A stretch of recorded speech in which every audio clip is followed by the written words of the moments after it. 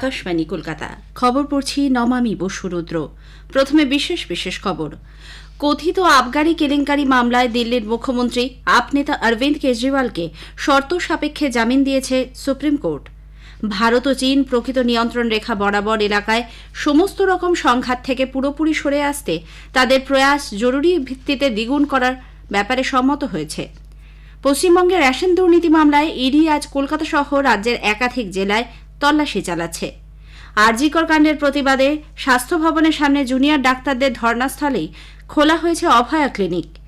একাদশতম ISL football আজ কলকাতায় শুরু হচ্ছে। প্রথম দিন Mohun Bagan super giant Mumbai city এফসির মুখোমুখি হবে। আসছে বিস্তারিত খবরে। কথিত আবগারি কেলেঙ্কারিতে সিবিআই এর দায়ের করা মামলায় সুপ্রিম কোর্ট আজ দিল্লির মুখ্যমন্ত্রী তথা আম আদমি পার্টির আহ্বায়ক অরবিন্দ কেজরিওয়ালকে শর্ত সাপেক্ষে জামিন দিয়েছে। 10 লক্ষ টাকার বন্ড জমা রাখারও নির্দেশ দিয়েছে শীর্ষ আদালত। পাশাপাশি মামলার বিষয়ে আম আদমি পার্টির নেতা কেজরিওয়াল প্রকাশ্যে মন্তব্য করতে পারবেন না বলেও নির্দেশ দিয়েছেন বিচারপতি সূর্যকান্ত এবং বিচারপতি উজ্জ্বল ভূঁইয়ার 2 সদস্যের বেঞ্চ। হাজির থাকতে হবে নিম্ন আদালতের সব শুনানিতেও। গত বুধবার দিল্লির একটি আদালত মুখ্যমন্ত্রী অরবিন্দ কেজরিওয়ালের বিচার বিভাগীয় হেফাজতের মেয়াদ এ মাসের 25 তারিখ পর্যন্ত বাড়িয়ে দেয়। অর্থ পাচার মামলায় ইডি গত 21শে মার্চ আম আদমি পার্টির নেতা কেজরিওয়ালকে গ্রেপ্তার করে। ইডির মামলায় কেজরিওয়াল আগেই জামিন পেয়েছিলেন। সম্প্রতি অনুমোদন পাওয়া প্রধানমন্ত্রী ই বা সেবা পেমেন্ট সিকিউরিটি মেকানিজম পিএসএম প্রকল্পটি 2024-25 থেকে 28-29 আর্থিক বছর পর্যন্ত 38,000-এরও বেশি বৈদ্যুতিক বাস ই বাস মোতায়েনে সহায়তা করবে। কেন্দ্রীয় ভারী শিল্প ও ইস্পাত মন্ত্রী এইচ.ডি. কুমারস্বামী একথা জানিয়েছেন। প্রধানমন্ত্রী নরেন্দ্র মোদীর পৌরোহিত্যে কেন্দ্রীয় মন্ত্রিসভা পাবলিক ট্রান্সপোর্ট কর্তৃপক্ষ পিটিএর ই বাস কেনা ও চালানোর প্রকল্পটি অনুমোদন করে। এজন্য খরচ হবে 3,435 কোটি টাকার বেশি। রাস্তায় নামার পর থেকে 12 বছর পর্যন্ত ই বাস চালানোর ক্ষেত্রে প্রকল্পটি সহায়ক হবে। ভারত ও চীন প্রকৃত নিয়ন্ত্রণ রেখা বরাবর এলাকায় সমস্ত রকম সংঘাত থেকে পুরোপুরি সরে আসতে তাদের প্রয়াস জরুরি ভিত্তিতে দ্বিগুণ করতে সম্মত হয়েছে। রাশিয়া সেন্ট পিটার্সবার্গে চীনা কমিউনিস্ট পার্টির পলিট ব্যুরো সদস্য তথা কেন্দ্রীয় বৈদেশিক বিষয় সংক্রান্ত কমিশনের দপ্তরের প্রধান ওয়াং ইর সঙ্গে ভারতের জাতীয় নিরাপত্তা উপদেষ্টা অজিত দোভালের বৈঠকে দুপক্ষ এ ব্যাপারে সহমতে পৌঁছেছে। নিরাপত্তা সংক্রান্ত ক্ষেত্রে উচ্চপদস্থ আধিকারিক এবং জাতীয় নিরাপত্তা উপদেষ্টাদের বৈঠকের পাশাপাশি গতকাল দুপক্ষের মধ্যে এই বৈঠক হয়। সীমান্ত এলাকায় শান্তি ও সুস্থিতি বজায় রাখতে ভারতের দায়বদ্ধতার কথা বলেন শ্রী দোভাল। প্রকৃত নিয়ন্ত্রণ রেখাকে সম্মান এবং দ্বিপাক্ষিক সম্পর্কে স্বাভাবিক পরিস্থিতি বজায় রাখার ওপরও জোর দেন তিনি। দুদেশের সরকারের মধ্যে অতীতে যে সমস্ত দ্বিপাক্ষিক চুক্তি, প্রোটোকল এবং সমঝোতা হয়েছিল উভয় পক্ষেরই তা মেনে চলা উচিত বলেও জানান শ্রী দোভাল। এক বিবৃতিতে বিদেশ মন্ত্রকের তরফে জানানো হয়েছে ভারত ও চীনের মধ্যে দ্বিপাক্ষিক সম্পর্ক শুধুমাত্র দেশের জন্য নয়, ওই সমগ্র অঞ্চল এবং বিশ্বের জন্যও গুরুত্বপূর্ণ। এই বৈঠক নিয়ন্ত্রণ রেখা বরাবর বাকি থাকা বিষয়ে দ্রুত সমাধানে পৌঁছতে সাম্প্রতিক চেষ্টার বিষয়ে পর্যালোচনার সুযোগ এনে দিয়েছে, যার মাধ্যমে দ্বিপাক্ষিক সম্পর্ক আবার শুরু করা এবং সেখানে ভারসাম্য আনা যেতে পারে। বিদেশ মন্ত্রকের পক্ষ থেকে জানানো হয়েছে প্রধানমন্ত্রী নরেন্দ্র মোদীর রাশিয়া সফরের পর 35 জন ভারতীয়কে রুশ সেনাবাহিনী থেকে মুক্তি দেওয়া হয়েছে। বিদেশ মন্ত্রকের মুখপাত্র রণধীর জয়সওয়াল বলেছেন, ওই দেশের সেনাবাহিনীতে এখনও প্রায় 50 জন ভারতীয় রয়েছেন এবং ভারত তাদের দ্রুত ছাড়িয়ে আনার জন্য আন্তরিক প্রচেষ্টা চালাচ্ছে। প্রধানমন্ত্রীর সফরের আগে 10 জন ভারতীয়কে ছাড়ার পর মোট মুক্তিপ্রাপ্ত ভারতীয়ের সংখ্যা দাঁড়িয়েছে 45। ভারত চীন সম্পর্ক নিয়ে বিদেশমন্ত্রীর বিবৃতি প্রসঙ্গে প্রশ্ন করা হলে শ্রী জয়সওয়াল বলেন, সম্প্রতি বার্লিন এবং নতুন দিল্লি সহ বিভিন্ন জায়গাতেই বিদেশমন্ত্রী এ বিষয়ে অনেকবারই কথা বলেছেন। আলোচনা ও সমন্বয় বিষয়ে কর্মপন্থার অগ্রগতির দিকে মন্ত্রকের নজর রয়েছে। মার্কিন রাষ্ট্রপতি জো বাইডেন এ মাসের 21 তারিখ ডেলাওয়ারে কোয়াড নেতাদের চতুর্থ শিখর সম্মেলনের আয়োজক হিসেবে স্বয়ং উপস্থিত থাকবেন। প্রধানমন্ত্রী নরেন্দ্র মোদী ও অন্যান্য নেতাকে স্বাগত জানাতে তিনি সাগ্রহে অপেক্ষা করছেন বলে হোয়াইট হাউসের প্রেস সচিব কারিন জম্পিয়ার জানিয়েছেন। তিনি বলেন, এই সম্মেলনের মূল আলোচ্য বিষয় হবে কোয়াড দেশগুলির মধ্যে কৌশলগত বোঝাপড়া আরও জোরদার করা, অবাধ ও মুক্ত ভারত প্রশান্ত মহাসাগর অঞ্চল নিয়ে অভিন্ন দৃষ্টিভঙ্গিকে এগিয়ে নিয়ে যাওয়া এবং প্রধান ক্ষেত্রগুলি থেকে অংশীদারদের সুবিধা প্রাপ্তি সুনিশ্চিত করা। এর মধ্যে রয়েছে স্বাস্থ্য সুরক্ষা, প্রাকৃতিক বিপর্যয় মোকাবিলা, সমুদ্রপথে নিরাপত্তা, উচ্চমানের পরিকাঠামো, গুরুত্বপূর্ণ উদীয়মান প্রযুক্তি, জলবায়ু ও দূষণমুক্ত জ্বালানি এবং সাইবার নিরাপত্তা। কোয়াডের 4টি সদস্য দেশ হল অস্ট্রেলিয়া, ভারত, জাপান ও আমেরিকা। এই গোষ্ঠীর পরবর্তী শিখর সম্মেলনের আয়োজন করবে ভারত। এই খবর আপনারা শুনছেন আকাশবাণী কলকাতা কেন্দ্র থেকে।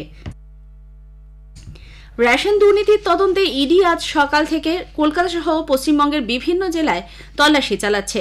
নদিয়ার কল্যাণীতে পাঁচের পল্লীতে এক ফুড ইন্সপেক্টরের বাড়ি ও গোডাউন, দক্ষিণ চব্বিশ পরগনার বাসন্তীর সোনাখালী বাজারে এক রেশন ডিলারের গোডাউন এবং জয়নগরের বহরু এলাকায় এক রেশন ডিস্ট্রিবিউটরের গোদামে হানা দেয় ইডির দল। প্রতিটি জায়গাতেই মোতায়েন আছে কেন্দ্রীয় বাহিনী। পশ্চিম মেদিনীপুরের বেলদায় এক চাল ব্যবসায়ীর বাড়িতেও তল্লাশি চলছে। কলকাতার ভবানীপুরের একটি অফিস এবং এক ব্যবসায়ী খোঁজে যান কেন্দ্রীয় সংস্থার তদন্তকারীরা। তল্লাশি চলছে দেগঙ্গায় এক রেশন ডিলারের বাড়ি এবং গোডাউনে। ওয়েস্ট বেঙ্গল জুনিয়র ডক্টর্স ফ্রন্টের পক্ষ থেকে স্বাস্থ্য ভবনের সামনে অবস্থানের জায়গায় চালু হয়েছে অভয়া ক্লিনিক। বিক্ষোভের আজ চতুর্থ দিন। অভয়ার জন্য ন্যায় বিচারের দাবিতে তাঁদের আন্দোলন 34 দিন পেরিয়ে গেছে। সুস্থ নিরাপদ পরিবেশে তারা কাজে ফিরতে চান, কিন্তু রাজ্য প্রশাসন অনমনীয়। তাই আন্দোলনের মধ্যেই অভয়া ক্লিনিক শুরু করার এই সিদ্ধান্ত বলে জানিয়েছে জুনিয়র ডাক্তারদের সংগঠন। এদিকে হাসপাতালে দুর্নীতির তদন্তে ইডি আজ তল্লাশি চালিয়ে তৎকালীন অধ্যক্ষ সন্দীপ ঘোষের শ্যালিকার বাড়ি থেকে উত্তরপত্র সহ বহু নথিপত্র উদ্ধার করেছে। আরজিকর কাণ্ডের প্রতিবাদে বেশ কিছু পুজো কমিটি রাজ্য সরকারের পক্ষ থেকে দেওয়া পুজো অনুদান ফিরিয়ে দিয়েছে। এবার সেই তালিকায় যুক্ত হল উত্তর চব্বিশ পরগনার কামারহাটির এনসি চ্যাটার্জি স্ট্রিটের আরিয়াদহ বিজয় সংঘ। ন্যায় বিচার না পাওয়া পর্যন্ত চিকিৎসক তরুণীর এই নির্মম হত্যাকাণ্ডের প্রতিবাদে তারা সর্বসম্মতিক্রমে এই সিদ্ধান্ত নিয়েছে বলে জানান। অন্যদিকে দোষীদের বিচারের দাবিতে সরব হয়েছেন লোকাল ট্রেনের নিত্যযাত্রীরাও। রানাঘাট শিয়ালদা লোকালের কামরায় আজ জাতীয় পতাকা লাগিয়ে যাত্রীরা বিক্ষোভে সামিল হন। ঘটনার প্রতিবাদে ট্রেনের আসনে না বসার সিদ্ধান্ত নেন তারা। অন্যদিকে এই ঘটনার প্রতিবাদে আন্দোলনরত জুনিয়র চিকিৎসকদের বিরুদ্ধে পথে নামার যে হুঁশিয়ারি ভরতপুরের বিধায়ক হুমায়ুন কবির করেছিলেন, তার তীব্র নিন্দা জানিয়েছে মুর্শিদাবাদ চিকিৎসক সংগঠন। আইএমএ জেলা শাখার পক্ষ থেকে নিজেদের নিরাপত্তার দাবিতে জেলা শাসক ও পুলিশ সুপারের কাছে স্মারকলিপি জমা দেওয়া হয়েছে। অনলাইনে পুজোর অনুমতি পেতে নদিয়া জেলায় বিশেষ পোর্টালের সূচনা করেছেন জেলাশাসক এস অরুণ প্রসাদ। বিদ্যুৎ, দমকল, দূষণ নিয়ন্ত্রণ বোর্ড সহ অন্যান্য প্রশাসনিক অনুমতিও মিলবে এই পোর্টালে। উপস্থিত ছিলেন রানাঘাট পুলিশ জেলার সুপার কুমার সানিরাজ, কৃষ্ণনগর পুলিশ জেলার সুপার অমরনাথ কে, জেলা পরিষদের সভাধিপতি তারান্নুম সুলতানা মীর প্রমুখ। Federation of West Bengal truck operators অ্যাসোসিয়েশনের ডাকা রাজ্যব্যাপী ট্রাক ধর্মঘটের আজ শেষ দিন। পশ্চিম মেদিনীপুর সহ বিভিন্ন জেলায় ট্রাক অপারেটর্স সংগঠনরা এই ধর্মঘটকে সমর্থন করেছে। গত 11 সেপ্টেম্বর 7 দফা দাবিতে এই ধর্মঘটের ডাক দেওয়া হয়। পুজোর আগে টানা 3 দিনের এই ধর্মঘটে প্রভাব পড়েছে পরিবহন ব্যবসায়। স্বাভাবিকভাবে যোগান বন্ধ হয়ে যাওয়ায় সবজি, আলু সহ নিত্য প্রয়োজনীয় জিনিসের দাম বেড়েছে। সমস্যায় পড়েছেন সাধারণ মানুষ। দক্ষিণ চব্বিশ পরগনার ফ্রেজারগঞ্জ থানার পুলিশ প্রতারণার অভিযোগে 3 জনকে গ্রেপ্তার করেছে। জানা গেছে, বাজার থেকে কম দামে সোনার পিন সরবরাহের নাম করে ক্রেতাদের গোপন ডেরায় ডেকে আনা হতো। লক্ষ লক্ষ টাকা হাতিয়ে তাদের নকল সোনালী পিন দেওয়া হতো বলে অভিযোগ। খবর পেয়ে পুলিশ এই প্রতারণা চক্রের বিরুদ্ধে অভিযান চালায়। মথুরাপুরের 3 বাসিন্দাকে গ্রেপ্তার ছাড়াও উদ্ধার হয়েছে 2 রাউন্ড গুলি সহ একটি দেশি পিস্তল ও মোটর বাইক। কাকদ্বীপ মহকুমা আদালতে পেশ করে ধৃতদের 10 দিনের পুলিশ হেফাজতে নেওয়া হয়েছে। সুন্দরবন পুলিশ জেলার অতিরিক্ত পুলিশ সুপার কৌস্তব দীপ্ত আচার্য জানিয়েছেন, এই চক্রের জাল বেশ বড়। বাকিদের সন্ধানে তল্লাশি চলছে। জম্মু কাশ্মীরের পুঞ্চে নিরাপত্তা বাহিনী জঙ্গি সংগঠন জম্মু অ্যান্ড কাশ্মীর গভর্নজি ফোর্স এক জঙ্গিকে গ্রেপ্তার করেছে। উদ্ধার হয়েছে বিস্ফোরক এবং হাতিয়ার। নির্দিষ্ট খবরের ভিত্তিতে সুরানকোটের পোঠা বাইপাসে পুলিশ ও নিরাপত্তা বাহিনী যৌথভাবে অভিযান চালায়। 3টি হ্যান্ড গ্রেনেড, বিস্ফোরক দ্রব্য এবং আপত্তিকর বহু নথি উদ্ধার হয়েছে। ধৃত জঙ্গি মোহাম্মদ শাবির দারিয়েলা নওসেরার বাসিন্দা। তদন্ত শুরু হয়েছে। একাদশ Indian super league ISL football আজ কলকাতায় শুরু হচ্ছে। প্রথম দিন Mohun Bagan super giant Mumbai city এফসির মুখোমুখি হবে। যুব ভারতী ক্রীড়াঙ্গনে খেলা শুরু হবে সন্ধ্যে 7:30টায়। আগামীকাল আইএসএল অভিযান শুরু করবে ইস্ট বেঙ্গল। বেঙ্গালুরুর কান্তিরাভা স্টেডিয়ামে ইস্ট বেঙ্গল বেঙ্গালুরু এফসির বিরুদ্ধে খেলবে। I league Joyee Mohammedan sporting এবারই প্রথম আইএসএলে খেলতে চলেছে। শেষ করার আগে খবরের বিশেষ কিছু অংশ আরও একবার।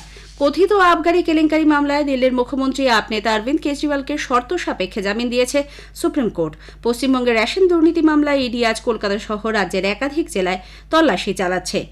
আইএসএল ফুটবল আজ কলকাতায় শুরু হচ্ছে। খবর শেষ হলো।